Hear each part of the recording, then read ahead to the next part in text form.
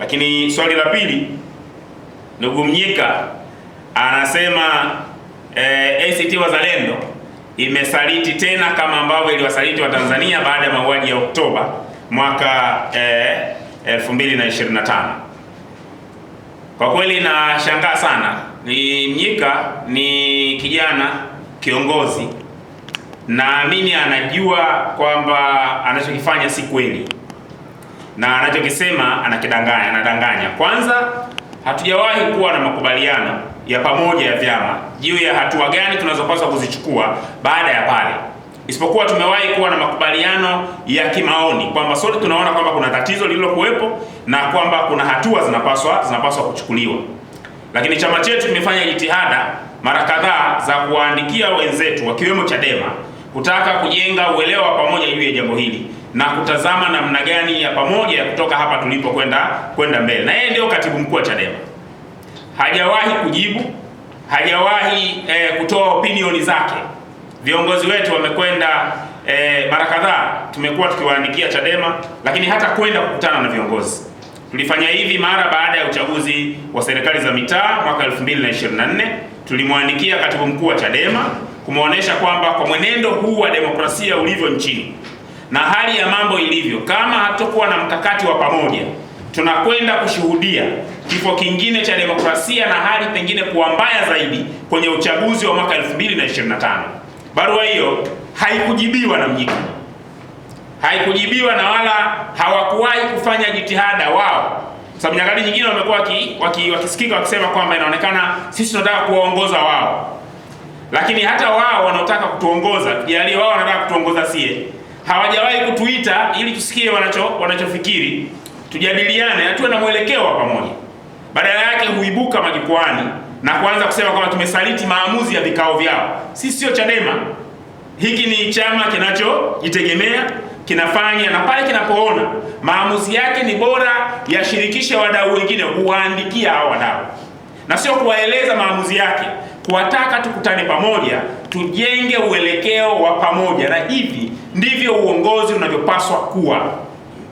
Sasa Mnyika hakufanya hivyo. Kwa 2025 tumemwandikia, hakujibu. Yaani afadhali hata unaweza ukawaandikia watu wakakataa, lakini hata kujibu hawakujibu. Lakini baada ya hapo jitihada zilifanyika. Viongozi wetu baada ya hapo wawili, ndugu Ismail Jussa, makamu mwenyekiti Zanzibar, katibu mkuu ndugu Ado Shaib, walikwenda kuwatembelea, kwenda kukutana na ndugu Tundu Lissu kabla ya uchaguzi, na mazungumzo yalikuwa wazi kwamba ni muhimu kukutana na kutengeneza forum ya pamoja kuona tunakwendaje mbele. Na Mnyika anajua kwa sababu ilikuwa public, watu wote walijua kwamba viongozi walikwenda. Hakuna jitihada zote ambazo ziliwahi kufanyika. Lakini baada ya uchaguzi wa mwaka baada ya matukio ya mwaka 2025 Oktoba, kiongozi wetu wa chama ndugu Dorothy Chemu amemtembelea makamu mwenyekiti ndugu Heche hivi sasa, kwenda kuzungumza naye na kumuonesha kwamba ni muhimu kujenga uelewa wa pamoja, kutengeneza mikakati ya pamoja na kuona tunatokaje, kwa sababu hali hii ni ngumu, inahitaji nguvu ya pamoja.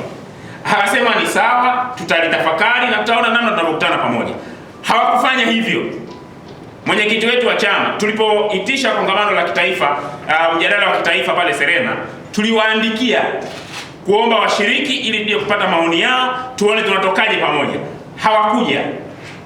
Mwenyekiti wetu wa chama alipoanza ziara kuwatembelea wadau, mmoja kati ya wadau ambao aliwaandikia kutaka kukutana nao ili azungumze nao, tupate maoni ya pamoja, tutengeneze uongozi wa pamoja kutoka hapa tulipo kwenda mbele, tuliwaandikia Chadema na walisema wako tayari.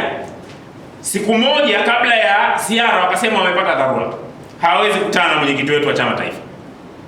Kwa hiyo ukiniuliza mimi, kama sio kuchelea kwamba migogoro miongoni mwetu inaweza kuwa tu inakinufaisha Chama cha Mapinduzi, ningeweza kusema wazi kwamba Mnyika anafanya kazi hii kwa niaba ya Chama cha Mapinduzi na sio kwa niaba ya harakati ya ukombozi wa nchi yetu.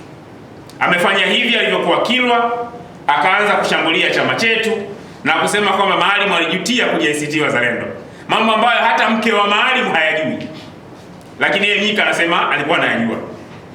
Lakini pia yuzi anakurupuka anasema kwamba anasema ACT wamesaliti. Tumesaliti nini? Tumetaka tukutane tujenge uelekeo wa pamoja. Tumetaka tukutane tuzungumze, tuone tunawezaje kutoka hapa kwenda mbele. Yeye ndio katibu mkuu, mara zote amepata barua kutoka kwetu, mara zote tumefanya mawasiliano na ofisi yake ili kutaka kujenga uelekeo. Hajajibu na wala hajawahi kuwasiliana na chama chetu, zaidi ya kuja kutokwa na maneno mbele ya vyombo vya habari na kusema maneno ambayo kimsingi hayanufaishi chama chake, hayakinufaishi chama chetu.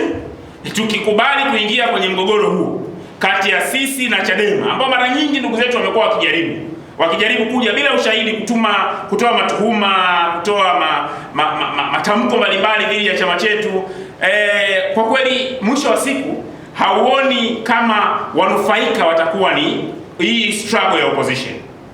Hii struggle ya opposition inahitaji kuunganisha nguvu za pamoja. Hii ni struggle inayohitaji kuunganisha wadau pamoja, na mdau atakayekataa hiyo jitihada ndio anayeweza kuitwa kwamba ni msaliti. ACT Wazalendo mara zote tumewaandikia ndugu zetu hao na kuwa tayari kushirikiana nao ili tutoke hapa tulipo tuweze kwenda mbele. Kwa mimi nitoe wito kwa Chadema na hasa ndugu yangu Mnyika, najua anao uwezo, ikiwa hakuwa na ufafanuzi wa kutosha, pengine hajaelewa baada ya kusikiliza kilichotokea Zanzibar, anao uwezo wa kuwasiliana na viongozi wenzake kumpa ufafanuzi na hata kutoa maoni yake katika yale ambayo anaona sio sawa sawa. Lakini anasema moja kati ya vigezo anavyotumia kupima kwamba ni usaliti kujadili masuala ya katiba ya Zanzibar huku tukiacha masuala ya katiba ya Tanzania bara ni kituko kabisa, tena kufanywa na mtu ambaye angalau ana skills ndogo za sheria, kwa sababu katiba ya Zanzibar haijawahi hata mara moja kutungwa kwa pamoja na katiba ya Jamhuri ya Muungano wa Tanzania. Katiba ya Zanzibar iliyorithiwa ya mwaka 63 ilifutwa, ikawa hakuna katiba Zanzibar mpaka mwaka 1979 ikatungwa katiba ya Zanzibar ya mwanzo. Tunayo katiba ya Muungano mwaka 77, baadaye 79 ikatungwa hiyo katiba ya Zanzibar. Baada ya hapo mwaka 84 ikatungwa tena, na mabadiliko yote ambayo yamefanywa kwenye katiba ya Zanzibar hayakuwahi kuhusishwa au kuwa na sharti la kwamba lazima itanguliwe na katiba ya Jamhuri ya Muungano wa Tanzania. Lakini hata mjadala wetu hapa na maoni ya katiba ya Muungano yaliyokuwa yamechukuliwa na Jaji Warioba yalikuwa yanazungumzia katiba ya Jamhuri ya Muungano wa Tanzania, hayakuwahi kugusa hata mara moja katiba ya Zanzibar. Lakini kujitoa ufahamu juu ya ukweli wa nini tunachopigania wapinzani, tulitoka kwenye bunge la Ukawa kwa sababu